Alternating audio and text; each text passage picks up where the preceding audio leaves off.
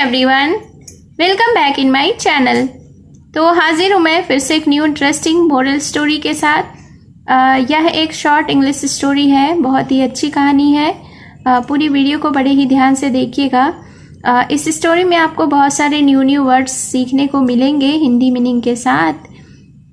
तो story start करने से पहले अगर आप इस चैनल पर न्यू हैं, मेरी वीडियो को पहली बार वॉच कर रहे हैं, तो मेरे चैनल को सब्सक्राइब ज़रूर करें और जो बेल का आइकन दिख रहा है उसे भी प्रेस कर दें ताकि मेरी आने वाली वीडियोस का नोटिफिकेशन आप तक पहुंच जाए।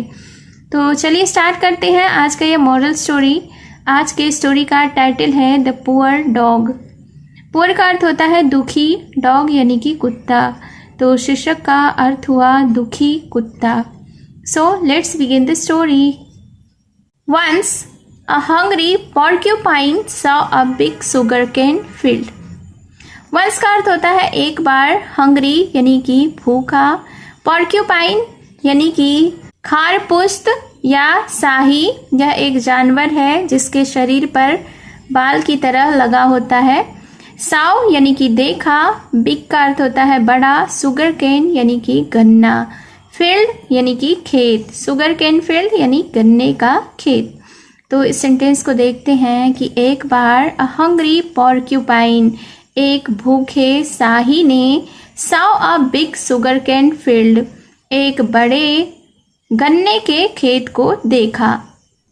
As he was about to eat the sugar cane, a dog growled at him. As यानी जैसे ही, He was about to eat यानी कि जैसे ही वह खाने वाला था, the sugar cane यानी गन्ना को, a dog growled at him, growled यानी कि गुर्राया, at him यानी उस पर। तो इस सेंटेंस को एक बार फिर से देखते हैं कि जैसे ही वह गन्ने को खाने वाला था या गन्ना खाने वाला था, एक कुत्ता उस पर गुर्राया। The field belonged to a judge. Belonged यानी कि संबंधित होना, belong का अर्थ होता है संबंधित होना, belonged यानी कि संबंधित था, judge यानी कि न्यायाधीश। तो जो फील्ड था, जो खेत था, वह एक जज का था। The porcupine begged, let me eat as I am starving. Bagged यानी कि विनती किया। स्टार्विंग का अर्थ होता है निराहार या भूखों मरना। तो फिर उसके बाद क्या हुआ कि द पॉर्क्यूपाइन बेग्ड यानी कि पॉर्क्यूपाइन ने यानी शाही जो जानवर था उसने विनती की। Let me eat as I am starving, मुझे खाने दो क्योंकि मैं भूखों मर रहा हूँ या मैं निराहार हूँ। The kind dog said, kind का अर्थ होता है दयालु, सेड यानी कि कहा। तो दयालु कुत्ते ने कहा ऑल राइट यानी कि ठीक है, but spare the roots so the plants can grow again. Spare का अर्थ होता है बचाना, रूट्स यानी कि जड़, प्लांट्स यानी पौधा, ग्रो यानी कि बढ़ना, अगेन यानी फिर से। तो फिर उसके बाद क्या हुआ कि दयालु, द काइंड डॉग सेड, दयालु कुत्ते ने कहा ऑल राइट कि ठीक है, बट स्पेयर द रूट्स, लेकिन जड़ को छोड़ देना या जड़ बचा लेना, so the plants can grow again, ताकि पौधा फिर से बढ़ सके। But the hungry porcupine ate the roots too, लेकिन भूखे पॉर्क्यूपाइन ने जड़ भी खा लिए। When the judge came there, he was furious. When का अर्थ होता है जब, came यानी आया, there यानी वहाँ, furious का अर्थ होता है आग बबूला होना यानी बहुत गुस्से में आना। तो फिर क्या हुआ कि when the judge came there, वहाँ जब जज आए, He was furious, वह बहुत गुस्से में थे। The clever porcupine said, clever यानी कि चालाक।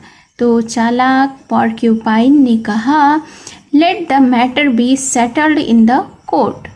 मैटर का अर्थ होता है मामला, सेटल यानी कि सुलझाया जाना, सेटल्ड यानी कि सुलझाया गया, कोर्ट यानी कि अदालत। तो क्लेवर पॉर्क्यूपाइन ने यानी चालाक पॉर्क्यूपाइन ने कहा कि let the matter be settled in the court यानी कि मामले को अदालत में ही सुलझाया जाए। The porcupine waited for winter. अब पॉर्क्यूपाइन जाड़े का इंतज़ार किया। वेटेड यानी कि इंतज़ार किया, विंटर का अर्थ होता है सर्दी या जाड़ा। When he went to the court, the dog was shivering with cold. When यानी कि जब, went यानी कि गया, court यानी कि अदालत, shivering शिविर का अर्थ होता है कांपना, was shivering यानी कांप रहा था, with cold यानी कि ठंड के कारण। तो उसके बाद क्या हुआ कि जब पॉर्क्यूपाइन कोर्ट गया तो the dog was shivering with cold यानी कि कुत्ता ठंड के कारण कांप रहा था। The porcupine said. अब पॉर्क्यूपाइन ने कहा कि sir the sugar cane was eaten by him, see how he trembles out of guilt.